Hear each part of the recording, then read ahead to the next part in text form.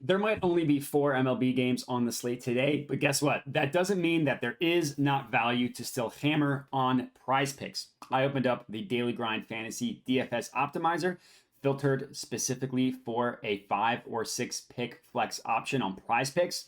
And guess what? We see a ton of different options here on PrizePicks. These are 4 games that are either going to be played tonight or tomorrow morning. Now, we do have this one promotional one, Dak Prescott over a half passing yard. Obviously, you should absolutely add this to an entry if you have not already. I'm going to have 6 picks on PrizePicks, not including this Dak Prescott one. I'm going to have 6 aside from this. The reason why I chose the 5 and 6 pick option is because it's the best bang for your buck. We see all the different options that PrizePicks allows, and then we see in the parentheses the odds, and we see that 5 and 6 pick flex, they have the best odds, right? This means that they have the best value of all of the different options on PrizePicks. You need to hit the lowest number of individual player props in order to be profitable when you are playing 5 and 6 pick options. In terms of the payout and stuff, these are the best, right? We see everything else ranging from -128 up to -144,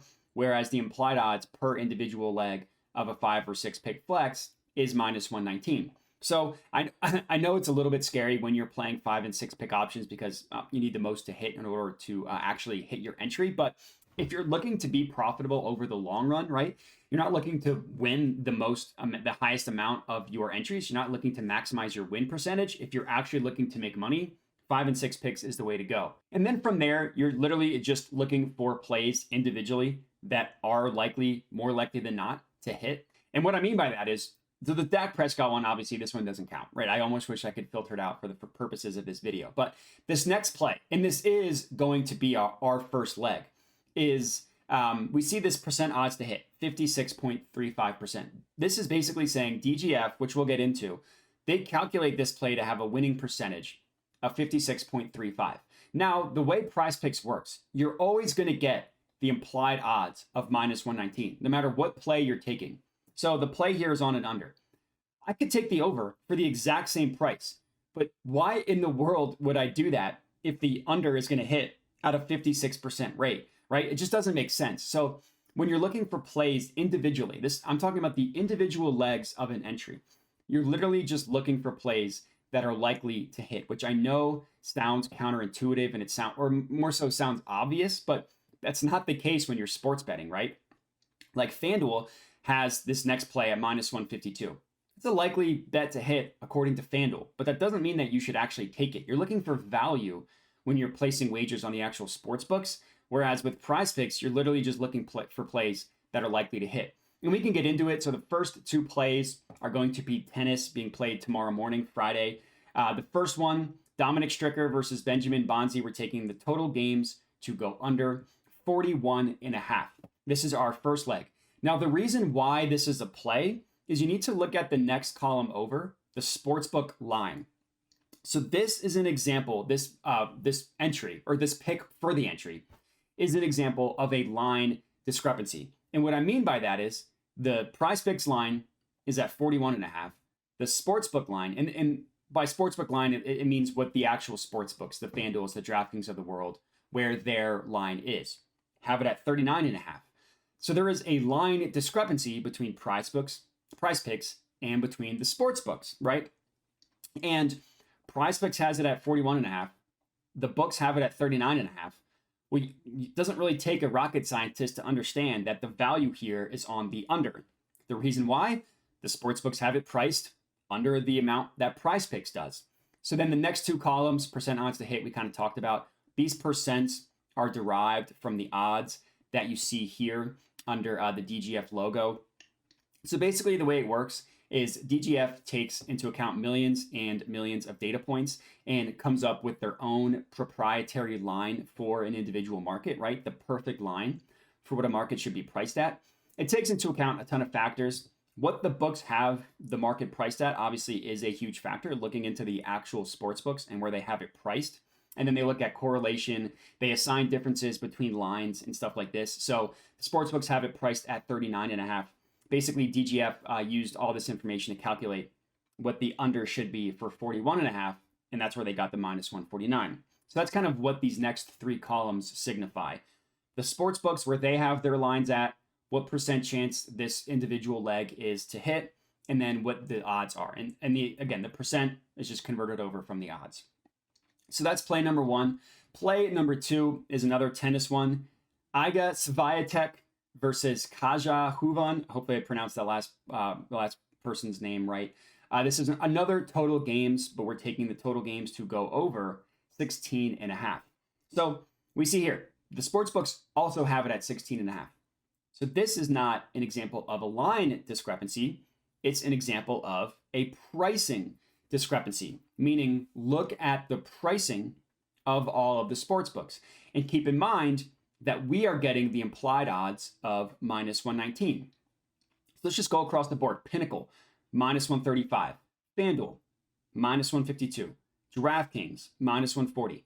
Barstool, minus 150. And Caesars, minus 140. All of these sports books have it priced ranging from at the low end of minus 135 to the high end of minus 152, telling you how likely they think it is that this tennis match is going to go over 16.5 games. DGF kind of has it in the middle of all of these books at minus 143 with a 55.56% winning percentage, basically saying that all of these books are telling us that this is going to hit roughly at a 55.5% rate. PrizePicks is giving this to us at minus 119. There is value on this play on PrizePicks. This is our second leg. Third play, it's an esports one. Device to go over maps 11.5 maps 1 and 2 headshots. So don't just look at and limit yourself to sports that you know. We're playing tennis. We're playing esports. Value is value regardless of the sport. So this is another example of a line discrepancy. PrizePicks has the over-under at 11.5. The books have the over-under at 12.5. Because of that difference, the over becomes a play. This is going to hit at roughly a 55.37% rate, making it, this is our third play of 6. Next up, our fourth play. Finally, we're getting into baseball for tonight. Lance Lynn, we're taking him to go over his projected fantasy score of 29.5. Now we see that the sports books also have it at 29.5. So we know that this is a pricing discrepancy as opposed to a line discrepancy. And we can see why. DGF calculates this to be at minus 124.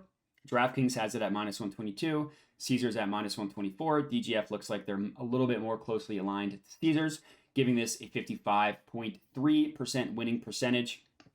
Basically, anything that has a win percentage above the 54.5 roughly percent range is going to be profitable to put into PrizePicks. So if you're looking at it, that's kind of the break-even number, is the 54.5% rate. We see everything above this number is green. So Lance Lynn is our fourth pick. We have another baseball one as our fifth pick. We're taking Pedro Avila to go under 5 strikeouts, So here we see another example of a line discrepancy where we are taking over-under at 5. Sportsbooks have this over-under at 4.5. And that half strikeout difference, it's a pretty big deal, right? Going from 5 to 4.5, because of how low these numbers are, that's a pretty big deal. Like if we're going back to the football example, let's pretend PrizePicks had Dak Prescott's over-under at 239.5. Sportsbooks have it at 240.5. That 1 yard difference isn't that big of a deal because it's not very likely he's going to land at exactly 240. Well, for this one, the chances are pretty high that he's going to land at exactly 5, which would at least push our PrizePicks option, and we would lose if we took this on an actual sports book. And we see DGF has this with a win percentage of 55.18%, above the number that we need, above the break-even percentage of 54.5. This is our fifth play, and our sixth and final pick for this entry is another tennis one. Jacob Mensik versus Taylor Fritz, total games to go under 34. This is another example of a line discrepancy. The sportsbooks have it at 32.5. PrizePicks has it at 34. Because they have the over-under below the number that PrizePicks does, guess what? That creates value on the under, as I'm sure you understand at this point. Rounding out our sixth and final pick for this entry. So if you are riding with me on this one, comment and let me know. Other than that, remember to like the video, subscribe, all that good stuff. Appreciate you guys for watching, and have a good one.